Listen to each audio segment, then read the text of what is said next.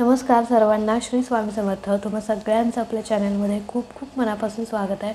आजचा दिवस तुम्हाला खूप छान आनंदाचा जाऊ दे हीच स्वामींच्या चरणी प्रार्थना करते.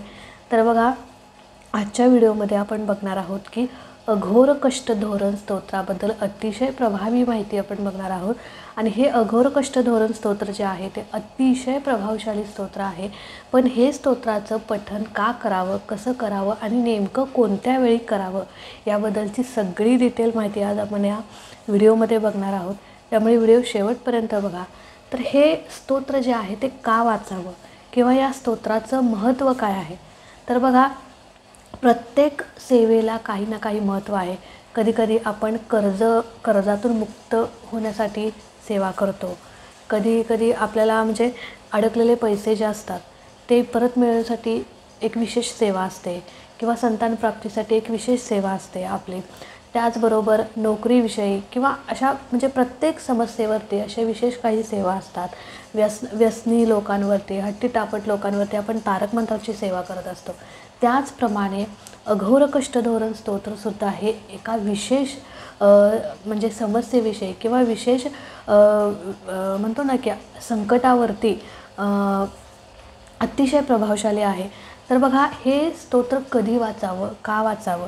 तर बघा, ज्यावेळी आपण एखाद्या मोठ्या संकटात अडकलेलो असतो किंवा एखादं आपत्कालीन संकट आपल्यावरती येतं आणि मग ते संकट कोणतंही असो, आजाराचं असो.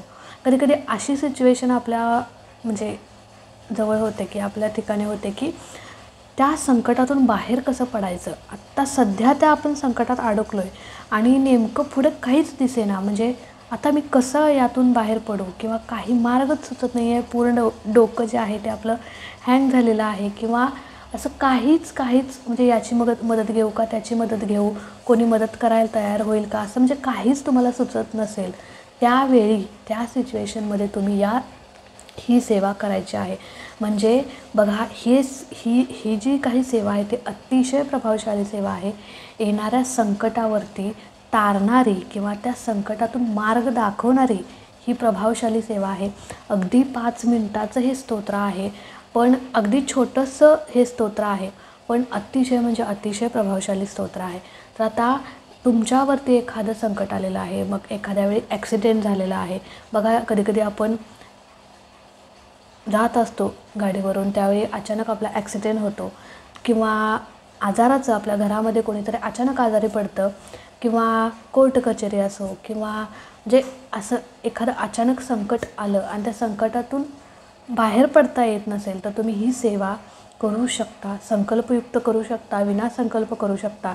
जेवढी मोठी तुमची समस्या आहे तेवढे दिवस जास्त तुम्ही ही सेवा करू शकता. तर बघा, तर सेवा कशी करायची आहे. सगळ्यात पहिले तुम्हाला महाराजांना विनंती करायची.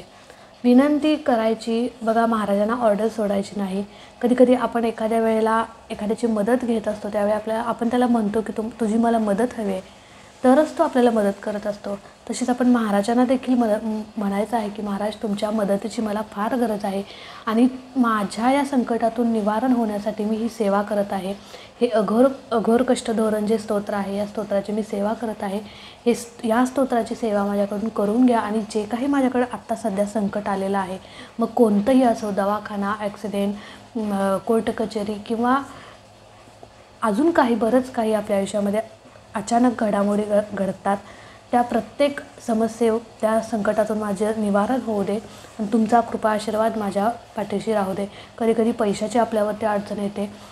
इतकं मोठं पैशाचं संकट येतं की याच्याकडून घेऊ की त्याच्याकडून घेऊ पैसे, हे आपल्याला कळत नाही. त्यावेळी ते पैसे मिळण्याचे मार्ग किंवा त्या संकटातून मार्ग मिळण्याची जे काही हे असतं, म्हणजे मिळण्यासाठी हे स्तोत्र जे आहे ते अतिशय प्रभावशाली आहे. तर आता ही सेवा जी आहे ती कशी करायची. सगळ्यात पहिले महाराजांना विनंती करायची आहे, ते मगाशी मी सांगितलेलं आहे.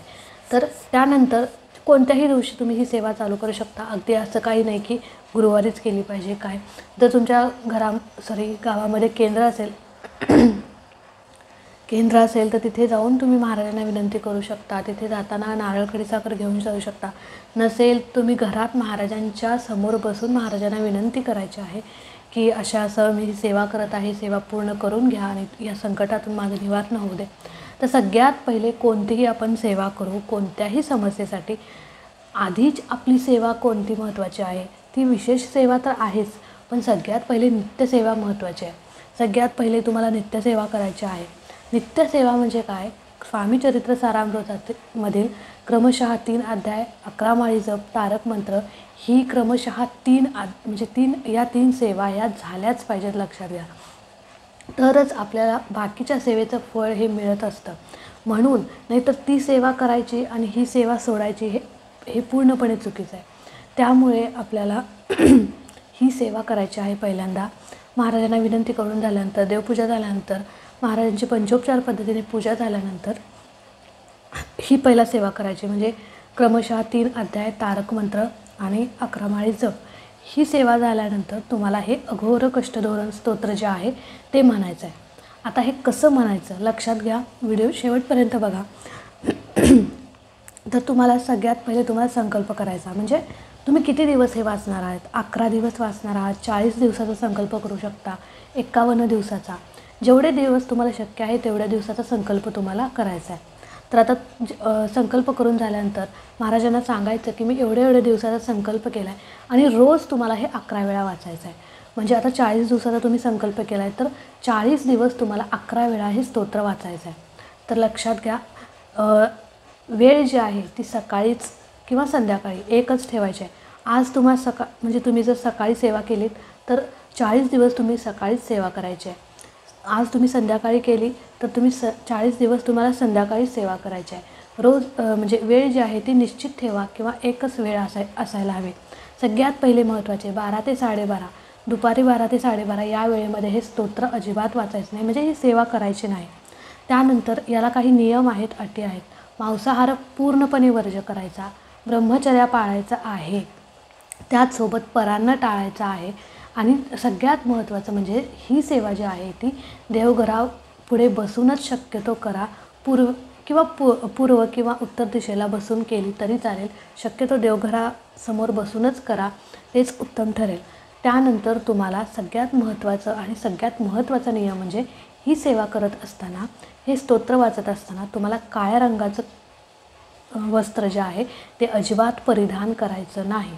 लक्षात घ्या, काळ्या रंगाचं वस्त्र परिधान करून तुम्ही ही सेवा करू शकत नाही. त्याचसोबत लेडीज म्हणजे महिलांनी कुंकू किंवा गंध लावूनच तुम्हाला ही सेवा करायची आहे. टिकली तुम्हाला लावता येणार नाही, कारण टिकलीच्या मागे जे स्टिक असतं ते म्हणजे जनावरांच्या चरबीपासून बनवलेलं असतं असं म्हटलं जातं आणि कुठेतरी तो मांसाहाराचा एक भागच झाला. त्याच्यामुळे हे स्तोत्र जे आहे ते अतिशय प्रभावी आणि तितकेच नियम अटी पाळून हे स्तोत्राचं पठण करावं लागतं, तरच त्याचा आपल्याला अनुभव येत असतो. त्यामुळे कुंकू किंवा गंध हे दोन्ही लावूनच तुम्हाला ही सेवा करायची आहे. त्यानंतर काळा रंग घालायचा नाही, सोबत परान्न टाळायचं आहे, मांसाहार वर्ज्य आणि ब्रह्मचर्याचं सुद्धा तुम्हाला पालन करायचं आहे. 12 ते 12:30 या वेळेमध्ये तुम्हाला ही सेवा करता येणार नाही. सोबतच वेळ तुम्हाला निश्चित ठेवायची आहे. तर ह्या अशा काही नियमांचं पालन करून तुम्ही ही सेवा कराल तर 100% नव्हे 101% तुम्हाला कोणत्याही संकटातून ही सेवा बाहेर करेल. आणि अगदी छोटंसं हे स्तोत्र आहे. अगदी 11 वेळा जरी तुम्ही म्हटलं तरी अगदी 5 ते 7 मिनटात होईल. आणि बाकीची म्हणजे रोज 3 अध्याय, तारक मंत्र आणि 11 माळी आणि प्लस हे 11 वेळा स्तोत्र, सगळी मिळून तुमची 20 ते 25 मिनटात सगळी सेवा होते. पण सेवा खूप खूप खूप प्रभावशाली आहे. एखादी इच्छा पूर्ण होण्यासाठी सुद्धा तुम्ही ही सेवा करू शकता. आणि पण सगळ्यात महत्त्वाचं म्हणजे संकटातून वाचवणारी ही प्रभावशाली सेवा आहे. तुम्ही नक्की करून बघा आणि अनुभव घेऊन बघा. बऱ्याच लोकांना, बऱ्याच स्वामी भक्तांना या सेवेचा अनुभव आलेला आहे. अघोर कष्ट धोरण म्हणजे त्या नावातच त्याचा अर्थ दडलेला आहे. अघोर म्हणजे कितीही मोठ्या संकटातून वाचवणारं हे आपलं स्तोत्र आहे. अघोर कष्ट धोरण स्तोत्र या नावातच त्याचा अर्थ आहे.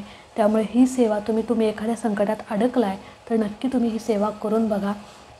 100% तुम्हाला महाराज मार्ग दाखवतील. आणि ज्यावेळी आपण महाराजांना विनंती करतो त्यावेळी महाराजांना आपलं ऐकावंच लागतं आणि महाराज ऐकतात, आपल्याला त्या संकटातून सोडवतात, हे तितकंच खरं आहे. तर चला आजचा व्हिडिओ इथेच एंड करते. आवडला असेल तर नक्कीच लाईक करा, शेअर करा. चॅनलवरती नवीन असाल तर चॅनलला सबस्क्राईब नक्की करा.